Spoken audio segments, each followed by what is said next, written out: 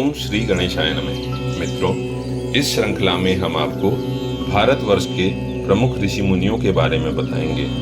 श्रृंखला के लगभग 17 भाग होंगे, जिनमें हम क्रमशः 17 प्रमुख ऋषियों के बारे में, उनके जीवन की प्रमुख घटनाओं के बारे में और उन्होंने ऋषि स्तर को कैसे प्राप्त किया उसके बारे में भी हम आपको अवगत कराएंगे। चलिए आरंभ करते हैं। सबसे पहले हम आपको देवऋषि नारद के बारे में बताते हैं। देवऋषि नारद पूर्व जन्म में गंधर्व थे। एक बार ब्रह्मा जी की सभा में सभी देवता और गंधर्व भगवान नाम का संकीर्तन करने के लिए आए। नारद जी भी अपनी स्त्रियों के साथ उस सभा में गए।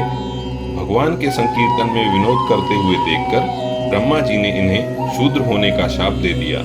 उस शाप के प्रभाव से नारद जी का जन्म एक शूद्र कुल में हुआ। जन्म लेने के बाद ही इनके पिता की मृत्यु हो गई। इनकी माता दासी का कार्य करके इनका भरण पोषण करने लगी। एक दिन इनके गांव में कुछ महात्मा आए और चातुर्मास्य व्यतीत करने के लिए वहीं ठहर गए। नारद जी बचपन से ही अत्यंत सुशील थे। वे खेल कूद छोड़कर उन साधुओं के पास ही बैठे रहते थे और उनकी छोटी से छोटी सेवा भी बड़े मन से करते थे। संत सभा में जब भगवत कथा होती थी तो ये तन्मय होकर सुना करते थे। संतजन इन्हें अपना बचा हुआ भोजन खाने के लिए दे देते थे। साधु सेवा और सत्संग अमोघ फल प्रदान करने वाला होता है। उसके प्रभाव से नारद जी का हृदय पवित्र हो गया और उनके समस्त पाप धुल गए। जाते समय महात्माओं ने प्रसन्न होकर इन्हें भगवान नाम का जप और भगवान के स्वरूप के ध्यान का उपदेश दिया। दिन सांप के काटने से इनकी माताजी इस संसार से चल बसी। अब नारद जी इस संसार में अकेले रह गए।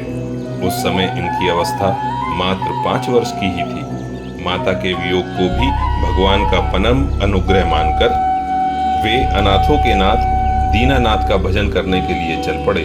एक दिन जब नारद जी वन में बैठकर भगवान के स्वरूप का ध्यान कर रहे थे, अचानक इनके हृदय में भगवान प्रकट हो गए और थोड़ी देर तक अपने दिव्य स्वरूप की झलक दिखाकर अंतर्ध्यान हो गए।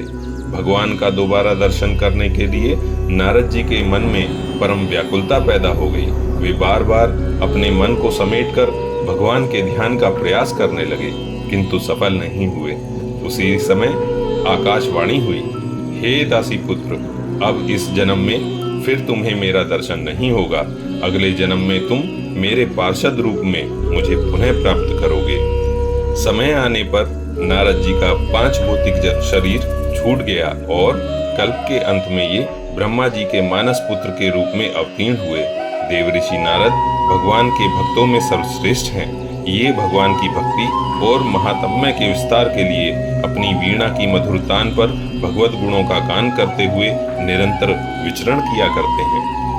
इन्हें भगवान का मन कहा गया है। इनके द्वारा प्रणीत भक्ति सूत्र में भक्ति की बड़ी ही सुंदर व्याख्या है। अब भी ये अप्रत्यक्ष रूप से भक्तों की सहायता करते रहते हैं।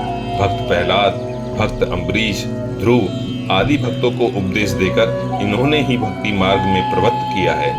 इनकी समस्त लोकों में अबाधित गति है। इनका मंगलमय जीवन संसार के मंगल के लिए ही है। ये ज्ञान के स्वरूप, विद्या के भंडार, आनंद के सागर तथा सब भूतों के अकारण प्रेमी और विश्व के सहज हितकारी हैं। ओम तत्सत। श्रृंखला की अगली कड़ी में हम महर्षि वाल्मीकि के बारे में आपको बताएंगे।